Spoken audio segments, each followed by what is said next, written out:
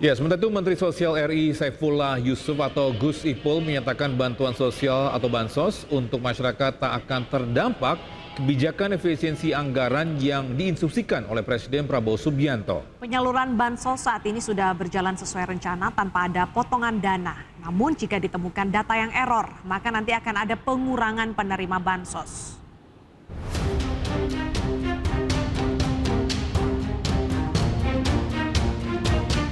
Kebijakan efisiensi yang diperintahkan Presiden Prabowo Subianto tidak menyasar pada bantuan sosial untuk masyarakat. Kementerian Sosial masuk dalam salah satu lembaga yang tidak terdampak pemangkasan anggaran, khususnya pada program bantuan sosial. Menurut Menteri Sosial Saifullah Yusuf, penyaluran bansos saat ini sudah berjalan sesuai rencana dan tidak ada masalah yang menghambat proses tersebut. Penambahan jumlah bansos masih mungkin dilakukan sesuai dengan arahan Presiden Prabowo Subianto. Namun, saat ini pihaknya masih fokus pada proses penyempurnaan data penerima bansos. Ya enggak lah, untuk enggak ada masalah. Kalau penyaluran bansos segala macam enggak salah, sekarang sudah disalurkan. Sudah jadi, proses penyaluran. Bansosnya nggak dikurangi ya Pak, malah ditambah tuh? Kalau memang diperlukan Presiden akan nambah, itu arahan Presiden itu. Tapi kan sekarang masih sedang dalam proses untuk menuntaskan data, itu dulu yang dituntaskan hari ini. Keputusan pemerintah dalam melakukan efisiensi anggaran itu tertuang dalam Instruksi Presiden Nomor 1 Tahun 2025 tentang efisiensi belanja dalam pelaksanaan APBN dan APBD 2025. Dalam aturan ini, Presiden Prabowo menargetkan total penghematan anggaran negara sebesar Rp306,69 triliun. Dari Surabaya, Jawa Timur, Hari Tambayong, iNews melaporkan.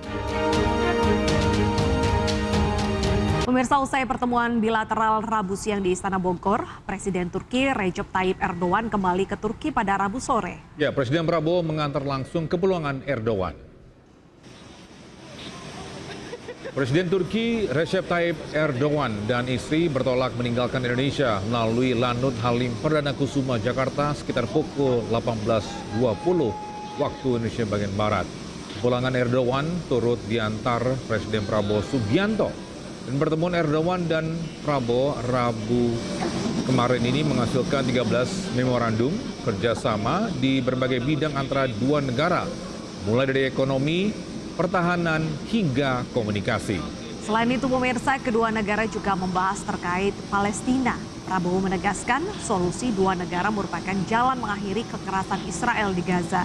Sementara itu, Erdogan menekankan kerugian yang ditimbulkan dari agresi militer selama ini sangat besar dan ingin bekerja sama dengan Indonesia untuk membangun kembali Palestina.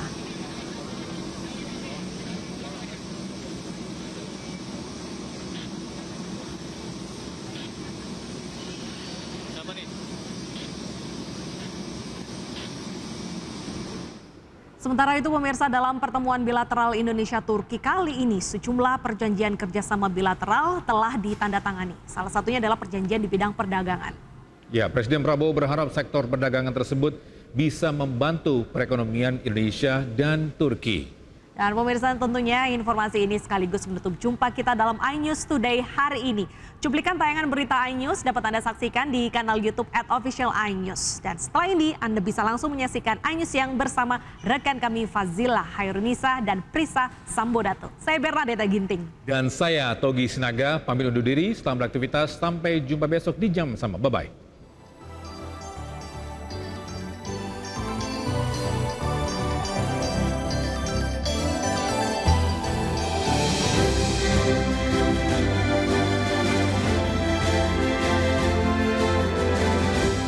Hubungan diplomatik antara Indonesia dan Turki telah terjalin sejak tahun 1950. Sepanjang perjalanannya, kedua negara telah menjalin kerjasama di berbagai bidang, termasuk ekonomi, pertahanan, dan sosial budaya. Presiden Prabowo menyebutkan bahwa Indonesia belum memiliki perjanjian kerjasama di bidang perdagangan. Presiden berharap perjanjian perdagangan tersebut bisa memajukan perekonomian Indonesia dan Turki. Saudara-saudara sekalian yang mulia, kita ingin perdagangan di antara Turki dan Indonesia lebih meningkat, dan saya yakin bahwa akan meningkat dalam waktu dekat. Dan kita akan terus berupaya supaya perdagangan antara Turki dan Indonesia lebih berimbang, saling menguntungkan dan saling memperkuat. Indonesia dan Turki belum memiliki perjanjian perdagangan.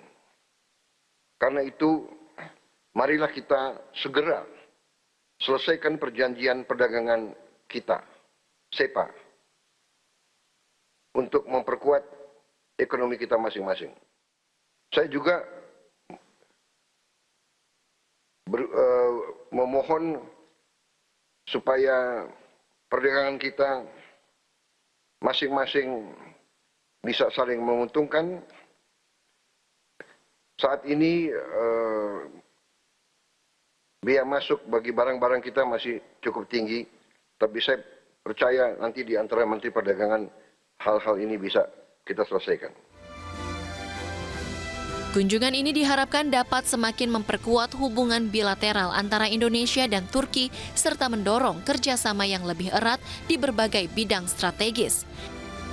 Dari Bogor, Jawa Barat, Jen Cahyani, Yudi Permana, iNews melaporkan.